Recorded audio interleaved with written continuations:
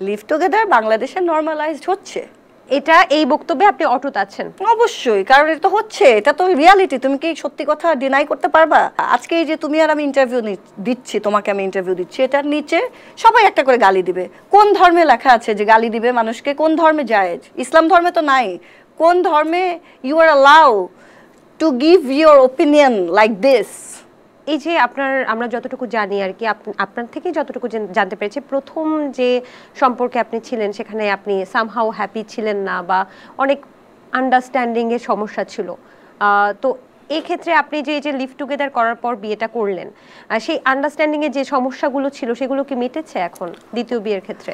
অবশ্যই। প্রথমত বাংলাদেশের ছেলেদের একটা সমস্যা, সেটা হচ্ছে তোমাকে বিয়ে করবে, ভালোবাসবে মাকে, চলবে মায়ের কথায়, ইমোশন বাই করবে বোনের। সো অ্যাটলিস্ট এই জিনিসটা আছে নাকি সেটা আমি দেখে নিয়েছি, যে আমাকে অ্যাটলিস্ট ভালোবাসবে কিনা, আমাকে রেসপেক্ট করবে কিনা।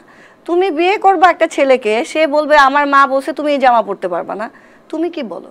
তোমার ওপিনিয়ন কি? তুমি সেটা জিজ্ঞেস করবা না? তোমার মায়ের ওপিনিয়নে আমি চলবো? কেন চলবো বলো? সো এই বিষয়গুলো আমি বুঝে নিয়েছি যে অ্যাটলিস্ট আমাকে রেসপেক্ট করে কিনা, আমাকে ভালোবাসে কিনা। আমাকে বিয়ে করে মাকে ভালোবাসলে তো সমস্যা, মার ভালোবাসা মার ভালোবাসার জায়গায়, স্ত্রীর ভালোবাসা স্ত্রীর ভালোবাসার জায়গায়, তাই না? দুটোকে আলাদা করতে পারতে হবে। এই যে এই উক্তিটার মাধ্যমে যে ধর্মীয় অনুভূতিতে আঘাত এসেছে, অনেকেই কিন্তু বলছে এত ঠুনকো কেন অনুভূতি ধর্মীয়? মানে ধর্ম কি এতই ঠুনকো? তাহলে যে সারাদিন মিথ্যা কথা বলে, একটা করে আরেকটা বলে, তারপরে ইসলাম ধর্মের এই যে সিম্পল কথা, আজকে এই যে তুমি আর আমি ইন্টারভিউ দিচ্ছি, তোমাকে আমি ইন্টারভিউ দিচ্ছি, এটার নিচে সবাই একটা করে গালি দিবে। কোন ধর্মে লেখা আছে যে গালি দিবে মানুষকে? কোন ধর্মে জায়েজ? ইসলাম ধর্মে তো নাই। কোন ধর্মে you are allow to give your opinion like this? বলো তুমি আমাকে। তা সেটাতে পাপ হচ্ছে না? সবার আগে নিজের পাপ মোচন করেন, তারপর অন্যের পাপ যাচাই করেন। তাই কি হওয়া উচিত না? অবশ্যই আমরাও চাই যে গালি গালাজ এই বিষয়গুলো থেকে বিরত থাকা, কারণ এগুলো কিন্তু অনেককে আসলে ডিমোটিভেট। বাংলাদেশের সবচেয়ে সুফি মহিলাটাকেও বলে বাংলাদেশের ছেলেরা, এটা হচ্ছে এখনকার রিয়ালিটি। আচ্ছা, একটু জানার আগ্রহী আসছে তাহলে, যে আপনি যে বক্তব্য দিয়েছিলেন যে লিভ টুগেদার বাংলাদেশে নরমালাইজ করা উচিত, আপনি এই বক্তব্যে এখনো অটুট আছেন? করা উচিত বলিনি, হচ্ছে বলেছি। হচ্ছে, আমি বলিনি করা উচিত, আমি বলেছি লিভ টুগেদার বাংলাদেশে নরমালাইজ করা হচ্ছে বলিনি। লিভ টুগেদার বাংলাদেশে নরমালাইজড হচ্ছে। এটা এই বক্তব্যে আপনি অটুট আছেন? অবশ্যই, কারণ এটা তো হচ্ছে, এটা তো রিয়ালিটি। তুমি কি সত্যি কথা ডিনাই করতে পারবা? বাংলাদেশ, ঢাকা শহরে কত ছেলে মেয়ে বিয়ে না করে একসাথে থাকে, সেই কথা কি তুমি অগ্রাহ্য করবে? মিথ্যে কথা বলবে যে থাকে না?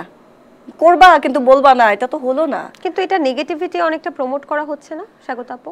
আমি তো প্রমোট করছি না, প্রমোট করছে প্রোগ্রাম। এই যে তোমার প্রোগ্রামে তুমি আমাকে এটা নিয়ে কোশ্চেন করছো, আমার কাজ নিয়ে করছো না, তার মানে তুমি প্রমোট করছো। অবশ্যই আমরা কাজ নিয়ে কথা বলবো। বাংলাদেশের আমি প্রথমেই বলে নিয়েছি যে আপনার সম্পর্কে যে আলোচিত এবং সমালোচিত কথাবার্তা সেগুলো আগে আমরা, এই যে ধরো আমরা এটা নিয়ে এতক্ষণ কথা বলছি, তার মানে এটা প্রমোটেড হচ্ছে।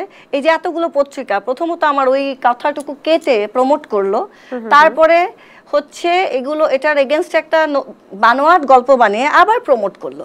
এই যে এতগুলো পত্রিকা টাকা কামালো আমাকে গালি খাইয়ে, তারা কি আমাকে একটা পয়সা দিয়েছে? Where is my commission? আমি যদি একটা ফিল্ম সাইন করি, সেখানে পয়সার জন্য তাহলে এরকম বেফাস কথা বলেন? আমি পয়সার জন্য বলিনি, কিন্তু ওরা তো টাকা ইনকাম করছে। আমি বেফাস কথা বলিনি, আমি সত্যি কথা বলেছি প্রথমত। দ্বিতীয়ত, তুমি কেটে ব্যবহার করেছো তোমার সুবিধা অনুযায়ী, তুমি এটাকে বানিয়েছো একটা কন্টেন্ট। সেই কন্টেন্ট দিয়ে তোমার চ্যানেল বা তোমার প্ল্যাটফর্ম থেকে তুমি টাকা ইনকাম করছো। সো আমি যদি একটা সিনেমায় অভিনয় করি, বা আমি একটা নাটক করি, বা আমি একটা গান গাই, সেখানে তো আমাকে একটা পেমেন্ট করা হয়, আমাকে একটা রেমুনারেশন দেওয়া হয়, সেটার পরিবর্তে আমাকে প্রচার করা হয়। এই যে তুমি মাগনায় প্রচার করতেছো এবং এখানে তোমার কোনো ক্রেডিট নাই, তুমি কোনো ক্রিয়েটিভিটি দেখাচ্ছ না, পত্রিকার কোনো ক্রিয়েটিভিটি আছে এখানে? এই যে আপনার ক্রিয়েটিভিটিটাকে যারা কাজে লাগালো তাদের থেকে কি তাহলে আপনি টাকা এখন দাবি করছেন? It's not my creativity.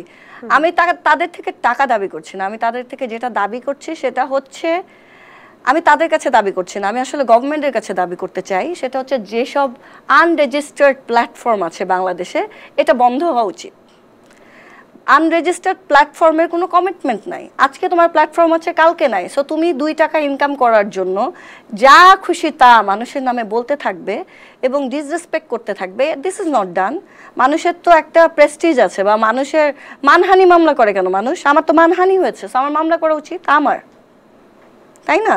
আমি এত কথা বলেছি, এর মধ্যে আমার মানে আমাকে কারা মানে মানহানিটা কারা করেছে? পত্রিকার মানুষজন, আচ্ছা, নিজেদের স্বার্থে, নিজেদের 3টা ভিউ বাড়ানোর জন্য, তাই না? ওরা তো একটা গানের অনুষ্ঠান, বক্তব্য তো তারা ছাড়ছে।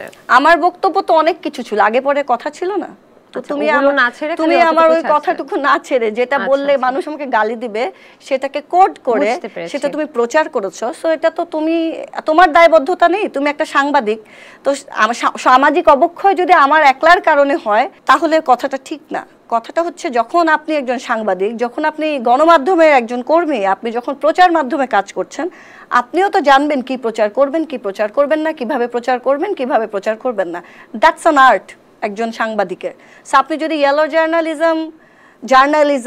জার্নালিজম বাদ দিয়ে ব্লু জার্নালিজম করতে থাকেন তাহলে তো কিছু করার নেই, তাহলে বাংলাদেশের সামাজিক অবস্থা এমনই হবে।